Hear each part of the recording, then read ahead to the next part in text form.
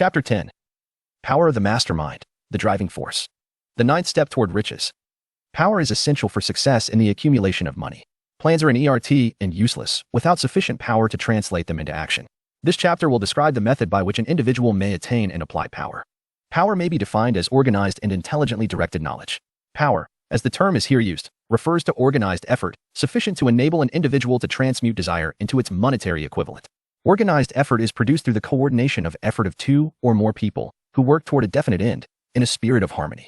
Power is required for the accumulation of money.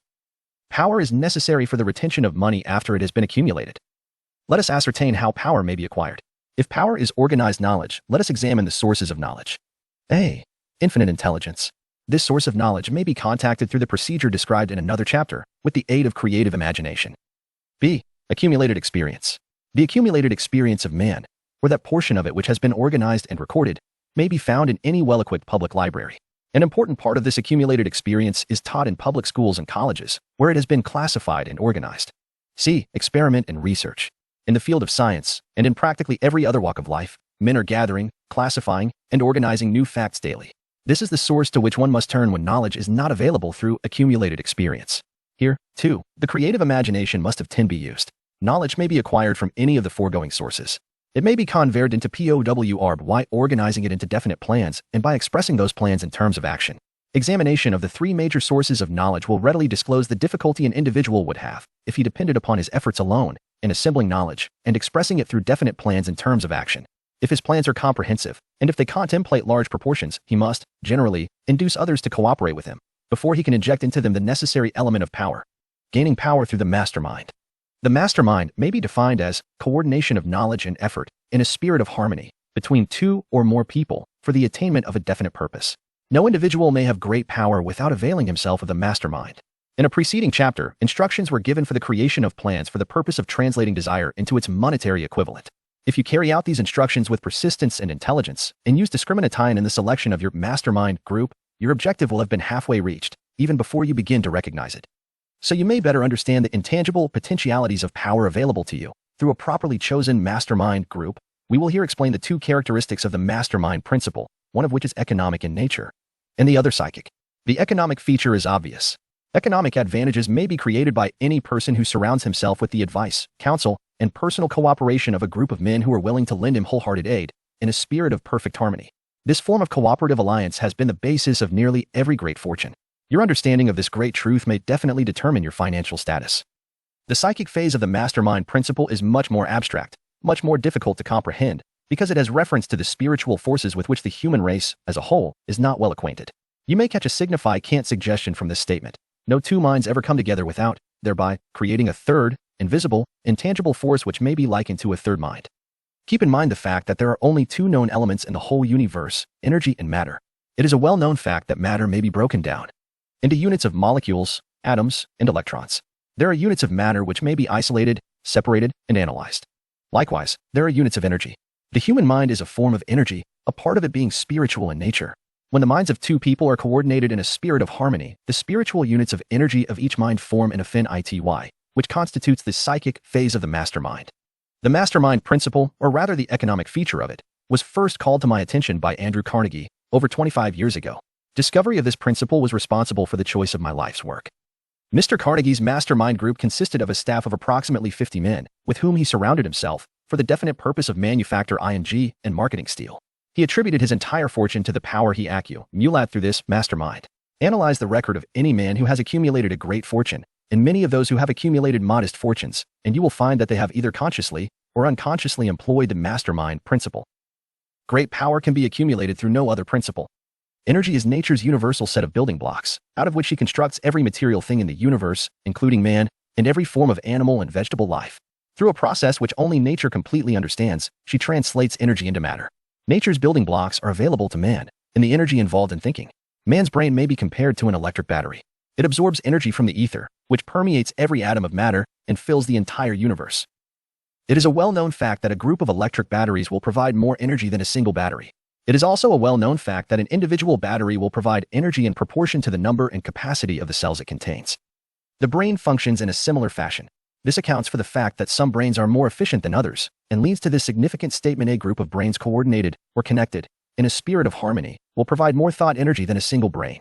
Just as a group of electric batteries will provide more energy than a single battery. Through this metaphor, it becomes immediately obvious that the mastermind principle holds the secret of the power wielded by men who surround themselves with other men of brains. There follows, now, another statement which will lead still nearer to an understanding of the psychic phase of the mastermind principle, when a group of individual brains are coordinated and function in harmony. The increased energy created through that alliance becomes available to every individual brain in the group. It is a well-known fact that Henry Ford began his business career under the handicap of poverty, illiteracy, and ignorance. It is an equally well-known fact that, within the inconceivably short period of 10 years, Mr. Ford mastered these three handicaps, and that within 25 years he made himself one of the richest men in America. Connect with this fact, the additional knowledge that Mr. Ford's most rapid strides became noticeable from the time he became a personal friend of Thomas A. Edison, and you will begin to understand what the influence of one mind upon another can accomplish. Go a step farther, and consider the fact that Mr. Ford's most outstanding achievements began from the time that he formed the acquaintances of Harvey Firestone, John Burroughs, and Luther Burbank, each a man of great brain capacity. And you will have further evidence that power may be produced through friendly alliance of minds. There is little if any doubt that Henry Ford is one of the best informed men in the business and industrial world. The question of his wealth needs no discussion. Analyze Mr. Ford's intimate personal friends, some of whom have already been mentioned, and you will be prepared to understand the following statement. Men take on the nature and the habits and the power of thought of those with whom they associate in a spirit of sympathy and harmony. Henry Ford whipped poverty, illiteracy, and ignorance by allying himself with great minds, whose vibrations of thought he absorbed into his own mind. Through his association with Edison, Burbank, Burroughs, and Firestone, Mr. Ford added to his own brain power, the sum and substance of the intelligence, experience, knowledge, and spiritual forces of these four men. Moreover, he appropriated and made use of the mastermind principle through the methods of procedure described in this book. This principle is available to you. We have already mentioned Mahatma Gandhi. Perhaps the majority of those who have heard of Gandhi look upon him as merely an eccentric little man who goes around without formal wearing apparel and makes trouble for the British government. In reality, Gandhi is not eccentric, but he is the most powerful man now living, estimated by the number of his followers and their faith in their leader. Moreover, he is probably the most powerful man who has ever lived. His power is passive, but it is real. Let us study the method by which he attained his stupendous power. It may be explained in a few words. He came by power through inducing over 200 million people to coordinate, with mind and body, in a spirit of harmony, for a definite purpose. In brief, Gandhi has accomplished a miracle, for it is a miracle when 200 million people can be induced not forced to cooperate in a spirit of harmony, for a limitless time. If you doubt that this is a miracle, try to induce any two people to cooperate in a spirit of harmony for any length of time. Every man who manages a business knows what a difficult matter it is to get employees to work together in a spirit even remotely resembling harmony. The list of the chief sources from which power may be attained is, as you have seen, headed by infinite intelligence. When two or more people coordinate in a spirit of harmony and work toward a definite objective, they place themselves in position, through that alliance, to absorb power directly from the great universal storehouse of infinite intelligence. This is the greatest of all sources of power. It is the source to which the genius turns. It is the source to which every great leader turns, whether he may be conscious of the fact or not. The other two major sources from which the knowledge, necessary for the accumulation of power, may be obtained are no more reliable than the five senses of man. The senses are not always reliable. Infinite intelligence does not ERR. In subsequent chapters, the methods by which infinite intelligence may be most readily contacted will be adequately described. This is not a course on religion. No fundamental principle described in this book should be interpreted as being intended to interfere either directly or indirectly with any man's religious habits. This book has been confined, exclusively, to instructing the reader how to transmute the definite purpose of desire for money into its monetary equivalent. Read, think, and meditate as you read. Soon, the entire subject will unfold, and you will see it in perspective. You are now seeing the detail of the individual chapters. Money is as shy and elusive as the old-time maiden. It must be wooed and won by methods not unlike those used by a determined lover in pursuit of the girl of his choice.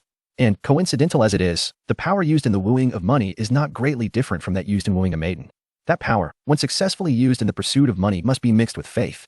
It must be mixed with desire. It must be mixed with persistence. It must be applied through a plan, and that plan must be set into action. When money comes in quantities known as the big money, it flows to the one who accumulates it as easily as water flows downhill. There exists a great unseen stream of power, which may be compared to a river, except that one side flows in one direction, carrying all who get into that side of the stream, onward and upward to wealth, and the other side flows in the opposite direction, carrying all who are unfortunate enough to get into it, and not able to extricate themselves from it, downward to misery and poverty. Every man who has accumulated a great fortune has recognized the existence of this stream of life. It consists of one's thinking process. The positive emotions of thought form the side of the stream which carries one to fortune. The negative emotions form the side which carries one down to poverty. This carries a thought of stupendous importance to the person who is following this book with the object of accumulating a fortune. If you are in the side of the stream of power which leads to poverty, this may serve as an oar, by which you may propel yourself over into the other side of the stream. It can serve you only through application and use. Merely reading and passing judgment on it, either one way or another, will in no way benefit you. Some people undergo the experience of alternating between the positive and negative sides of the stream, being at times on the positive side and at times on the negative side. The Wall Street crash of '29 swept millions of people from the positive to the negative side of the stream.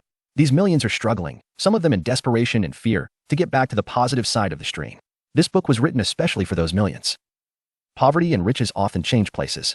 The crash taught the world this truth, although the world will not long remember the lesson. Poverty may, and generally does, voluntarily take the place of riches. When riches take the place of poverty, the change is usually brought about through well-conceived and carefully executed plans. Poverty needs no plan. It needs no one to aid it, because it is bold and ruthless. Riches are shy and timid. They have to be attracted. Anybody can wish for riches, and most people do, but only a few know that. A definite plan, plus a burning desire for wealth, are the only dependable means of accumulating wealth.